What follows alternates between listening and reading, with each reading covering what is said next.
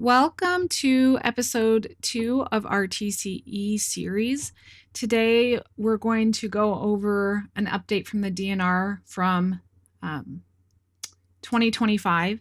So, I did do an open records request back in September for a lot of records related to TCE and this area. I did share that link with the Missouri Valley Voices group. I gave everybody access to the same documents that I have. There are a lot. I am in a full-time nursing program, so I don't have a ton of time, but I have started pulling these records out and trying to go through one a week, and I am going to try to release one episode a week just to keep everybody updated and make sure we all stay involved. So what you have up here on the screen is it's an email from Matt Graish, who is with the DNR, and he's providing a DNR brief to Mike Sullivan, who's also at the DNR. And so I have some areas that I have highlighted that I think are really of note, something that one, it gives us some background. I'm sure that most people are probably aware of the basics, but I just want to share them. So in the 1950s and 60s, there was a missile site that was put here in Missouri Valley called Atlas D. They were at the same time put in Nebraska and Kansas. The Air Force used liquid, which we know as TCE. It was very corrosive. It was used to clean these missiles. So these missiles, they had 3 missiles at one time, and each one was doing a different job. So one would be fueled while one was being cleaned, and then one was empty and ready for fuel. So you can imagine how much degreaser, the TCE was in the degreaser, was being put into the ground. This was in the 50s and 60s, and they didn't really have any idea how dangerous it was for the water or how dangerous it would be for human consumption years later. So you can imagine how much of that was really being released into the ground. So the thing with TCE is that the density of TCE is higher than water. So you'll see here he's talking about how the water ends up in local aquifers. And then once it does end up in our aquifers, it can travel for miles at concentration levels high enough to present a pretty high risk to our drinking water. Cleaning up these aquifers is time-consuming, expensive, and not always possible. So when you listen to some of the reports that the DNR or the Army Corps gives, they talk about this taking decades. I have a recording, which I'll share on another post, from the DNR saying that essentially no construction should be done between Missouri Valley and Logan, and that ideally that would just be left alone for 100 years and nobody would do any kind of construction or drilling. So I will share that on a different episode. So the Iowa DNR, they received a preliminary site assessment in 2006, which I think is pretty interesting because a lot of us know that they didn't actually start doing anything until 2012 here. The DNR recommended an additional investigation. They sent that to the U.S. Army Corps, who is still the primary authority today. So the remediation investigation was completed by Jacobs, which is a consultant, and approved by all parties. So this says this was completed in 2024. I know we've talked about that we're in the remediation phase and they're determining what that remediation actually is. So TCE is the sole contaminant of interest according to this report. That is something we'll dive into as well later. So this formal missile site was sold by the federal government to Iowa Western Community College. This was after the missiles changed, so they started using vertical silos rather than horizontal. And so essentially this missile site became useless to them because the missile silos that were built for those horizontal ones. So this land, once it was used for pasture and then was sold to Iowa Western to a private businessman who intended to subdivide the property. So we know that property today as Cottonwood. Mary J. Doyle and myself met with those developers a couple weeks ago, and I'll share information about that as well later. They did not know that there was TCE contamination. They purchased the land in 2006 from Iowa Western. It was not disclosed to them that there was any contamination, and the military didn't come to them despite the DNR going to them in 2006, which is the same year the developers purchased this land. They did not go to the developers until after the developers had already started digging and building and putting in power and spending a lot of money. So one of the issues with the water source in this area is the only viable groundwater is limited to glacial outwash, gravel, and sands above the bedrock. So the bedrock is not an area that produces potable water in sufficient quantity for it to actually feed homes. So the plume is known to extend at least 3 miles down gradient from the initial site, which is Cottonwood. It's 1.5 to 2 miles wide, and it creates a 6 square miles where the private wells are at risk for TCE contamination. So this is really important because something we've talked about as well is people submitting permits to do the well request. We've discussed, I think in person probably we've discussed more about the moratoriums and if they exist or if they don't exist. The moratorium is a informal agreement that the DNR has with Harrison County. And Harrison County is supposed to be sending these permit requests to the DNR so the DNR can look and see if that area is impacted or if it would help spread the plume further, and then either say, yeah, we're okay with this, or no, and here's why, or yeah, they could do this, but there's a lot of limitations or conditions that would have to be met in order for them to build these wells here. So what the DNR is saying is in the last several months, late 2024 to early 2025, there's been a significant acceleration in the number of requests for private well drilling permits in the down gradient area of the Atlas site. And I think we all know that there's a lot of people that are selling farmland, they're selling raw land, and they're divvying it up to sell it or attempting to sell it as lots to people.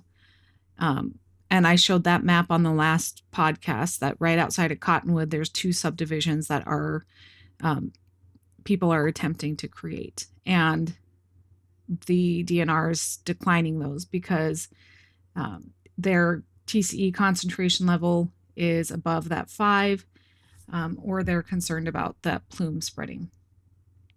Something else of note, in case somebody decides that they're okay with this risk of buying land without having a permit or not knowing if they'll be able to get a permit to build, is there is granular activated carbon filtration units. They're GACs that the people who were impacted by Cottonwood's TCE exposure initially when the military came in, they installed those for free for those folks. What they are saying is they will not offer GAC units or free maintenance to new house constructions, new wells, or wells that serve non-drinking water purposes. So that's something really important to understand, that if you take that risk on, that you're taking on the expense as well, because they're not going to come in and do that for you. The other thing that is really important is they are saying that concentration of TCE in groundwater, they're not declining. And they may not decline for many years or decades. So decades, that's a pretty scary thought if you're going to invest $250,000 into raw acreage that you think you'll be able to build a house on one day. So there's one particular, I've redacted her name because I'm not trying to out any individual civilians, taxpayers, but there's an individual person who did reach out to the DNR to talk about how this has adversely impacted her. She's lived on her land. She used it for cattle and pasture. And the issue is that because of the TCE, she hasn't been able to water her cattle. So she was told by the state veterinarian of Iowa that there's no law against her giving this water, this contaminated water, to her cattle. However, they then go ahead and contradict themselves by saying, but juvenile cattle are likely impacted by TCE in a similar way that juvenile humans are, and there could be a liability involved in knowingly selling cattle with contamination to packing plants.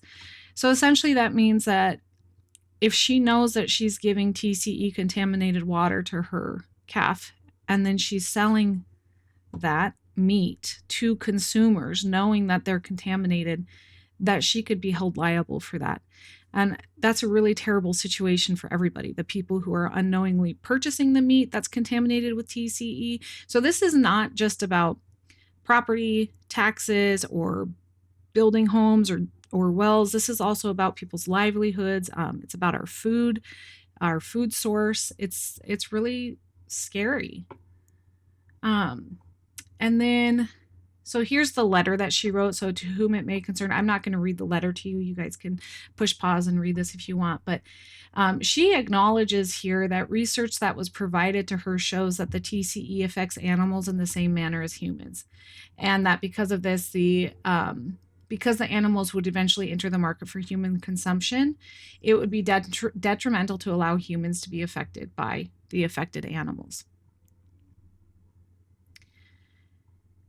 So these are images that are part of that open records request from the DNR. So they did their report, it had that letter in there, and then it has this image. And I showed an image on the last episode that shows the original missile site, which is right here, and how this area that's in yellow is the current area of significant interest for the new private wells. So we know that there are hot wells over here, and this is also the area that has the acreage we were just discussing with the individual who isn't able to water her cattle.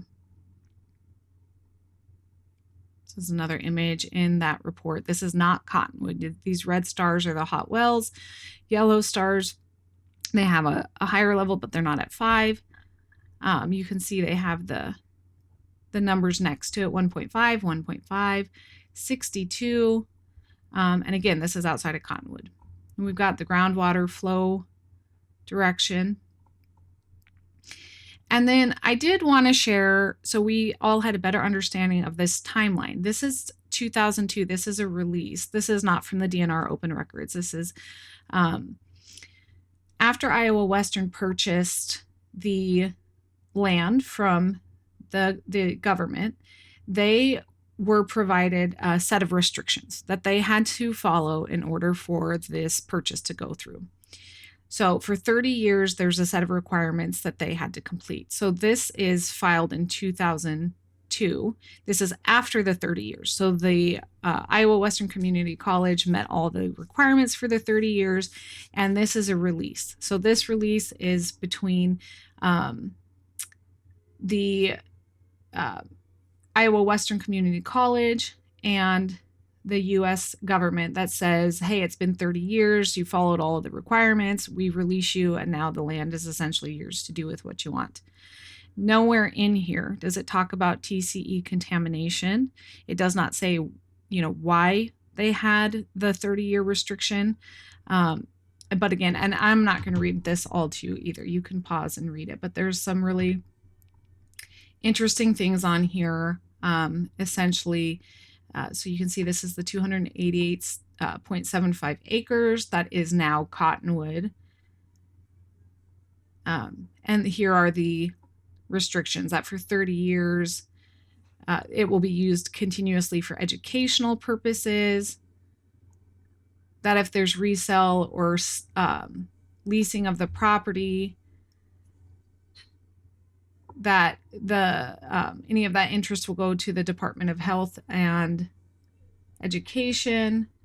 There's a lot of requirements here, none of them having anything to do with TCE, or not that it's spelled out that it's about TCE. So the 30 years comes and goes. The Air Force releases, here we go, United States of America, acting through the Secretary of Education, releases them. Here's their acceptance. Iowa Western Community College. So now this frees up Iowa Western to go ahead and sell this land, which they do. And they sell it. So here we've got the warranty deed in 2006. They sell this land to the developers. And this is the deed. And this spells out the 5 different tracts, and the total acreage is that 288. So these developers purchased this not knowing what's going on. Iowa Western didn't communicate to them. It wasn't communicated in the agreements from the U.S. Air Force to Iowa Western. Okay, so I want to recall this next image is the image I had in the previous episode where it has the original site, which is that little red box, an odd-shaped box in the middle. And then the new red wells is the new contamination. This is on the left image. The right image is those, you see those green squares? These are those new subdivisions that people are trying to sell without disclosing that there's a moratorium. I want to give you a couple of examples of this situation that's happening. So one example is this property. It's 22 acres. It's outside of Cottonwood. It is next to a hot well. So right now this is raw land. It doesn't have a well on it. If you guys recall the last episode, I had circled a little red circle on a property and I said, remember this, we're going to talk about it. That is this property right here. So when we go to the map, it's not one that has the red hot well. It's next to one of them, one of the red hot wells. So because of that, they cannot dig a well or build a house. So I did call the realtor about this property. Because the listing itself, the property details of this listing say that this is a great opportunity. It's got incredible views. It would make a great acreage for horses or livestock. Remember, we talked about the damage to livestock and horses and the access to water. And then it says, check out this incredible location for your new home today. So I called the realtor because I didn't know if this was meant for recreational land or if they could build on it, because it says this would be a great location for your new home today. When I called the realtor, it was on March 13th. We had a discussion about the TCE contamination. He acknowledged that there was a moratorium and that this particular property was that moratorium applied. We talked about the moratorium. This is really the DNR saying, no, you can't dig a well there. So Harrison County's communicated that to the seller. And at this point, anybody who buys this land, it's listed for $250,000. The land itself in Beacon is worth less than $30,000. And it's listed for $250,000, where you don't know if you can buy or if you can build a property or dig a well. It's really unfortunate for the seller. It's not a great situation for anybody, but it's a really unfortunate situation for somebody who knowingly or unknowingly purchases the land, not understanding what the limitations are. So this is the property details saying, hey, this is a great place for your new home. And then on the 17th, the listing was updated. So you can see there's nothing about a moratorium here. When I discussed this with the realtor, we discussed this in detail. 3 days later, the listing now says that the Harrison County currently has a moratorium on any new well permits in this area. But it still goes on to say this is an incredible location for your new home. So I do appreciate that the realtor updated this disclosure. My concern is that they only did it because I called them. And I do want to say that I am looking at other listings. A lot of the agents who are selling these local homes are local agents. They live in Harrison County. And I know that they are aware of the situation here. So that is something that needs to be addressed. Another example is in Cottonwood. So we have here 3351 Meriwether. This is a raw land. And as you can see in the listing, this says it has the option to have your own private well. This property offers both value and flexibility. It's in a highly desirable area. Create your perfect home in Cottonwood Hills, where country charm meets unmatched convenience. I did reach out to this realtor as well and asked if they're disclosing that this is on a Superfund site. This is a Superfund site. This is a site that is still, that remediation was approved according to that DNR communication that it was approved in 2024. And we're still in the process, or the investigation, we're in the process now of remediation. It is a vital piece of information to tell people where this property is and the potential impact to building, digging a well, and also to your health. Even if you could build and dig, people should have access to all the information possible to make the decision for themselves.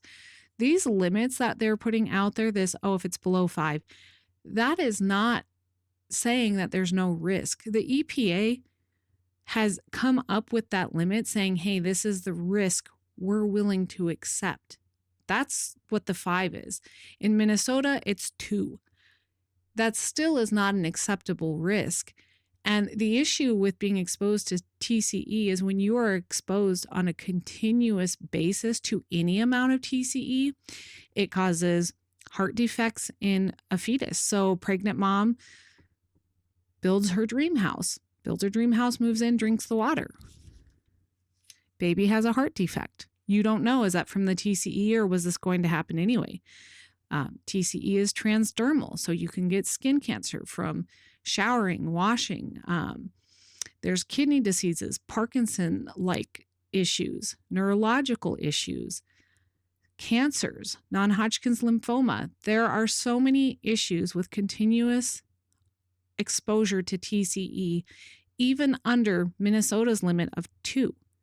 So when they talk about, this well's green because it's 5, that is where the EPA says, hey, we're okay accepting this risk.